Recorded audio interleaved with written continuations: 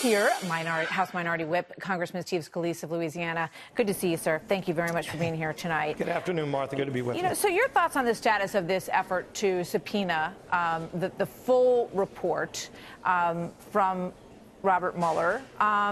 You see that the shoe goes on everybody's, on the other foot politically on these things often, as we have just demonstrated. Where do you stand on this tonight? Well, Martha, I think if you before the politics came in, everybody, Republican and Democrat, wanted the report to be made available in full compliance with law. And here's where you're seeing Democrats break, where they're trying to say, oh, well, now we want stuff that's not even legally allowed to be displayed, because what the real bottom line is, they said for over 2 years there's going to be collusion with Russia. There was all this collusion. Why? By the way, when we're talking about releasing things, why doesn't Adam Schiff release the more than circumstantial evidence that he's claimed for years he had? I guess he's got some secret information Mueller doesn't even have. He ought to release that. So until maybe they ask every American to get a paperback novel mailed to their house of this report, they're going to try to make some kind of other political distraction to change the fact that they promised the American people for 2 years that there was this collusion. They smeared the president, they smeared family members of his, and it didn't turn out to be the case.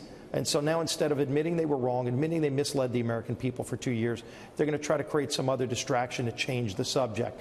We should be focused on the bad apples at the FBI who were part of this investigation from the beginning, who had a political agenda. We know what happened. We don't know how many and how deep it ran. I want to see all that cleaned up so we restore the good name of the FBI. And all these people that promised there was all these things like collusion with the president that never was the case, they owe the American people an apology. I want to show you a poll that came out. This is an NBC Wall Street Journal poll. Does the report clear President Trump of wrongdoing? And it lines up with a poll that we showed last week as well. It does clear President Trump, 29%. Does not clear President Trump, comes in at 40%. What's your reaction to that? Well, it's not surprising, considering for the last 2 years you've seen every Democrat in Congress and, of course, the entire mainstream media going with this false narrative that there was collusion. When the report finally comes out in its form that legally the law allows, it's going to show what we've seen in the summary. No new indictments, no collusion, which there never was, but they promised it. And so maybe then the American people will see the full picture.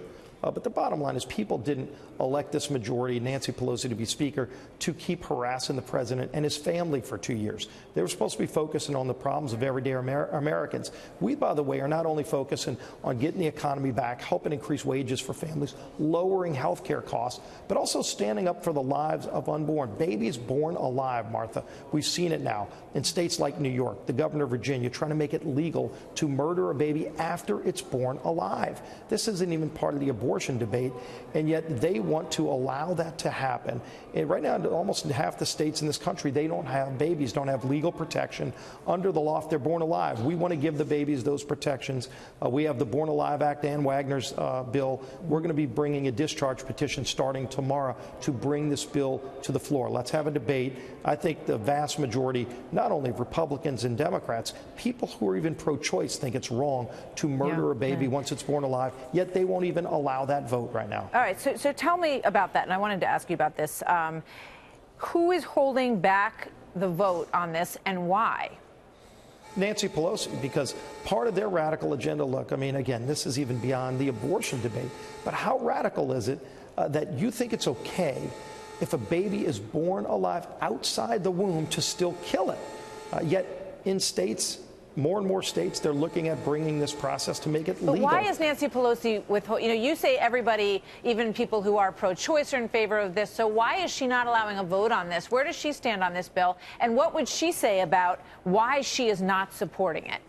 Well, clearly she's okay with those babies being killed after they're born alive. I can't explain it. I think it's murder. Most Americans do, by the way. They're shocked that we need a bill to actually protect those babies born alive. Yet you're seeing now in states like New York, the governor of Virginia literally describing this gruesome process and saying it should be okay. And it's not okay. And so if Nancy Pelosi wants to block it, I think she's way out of step with America on this.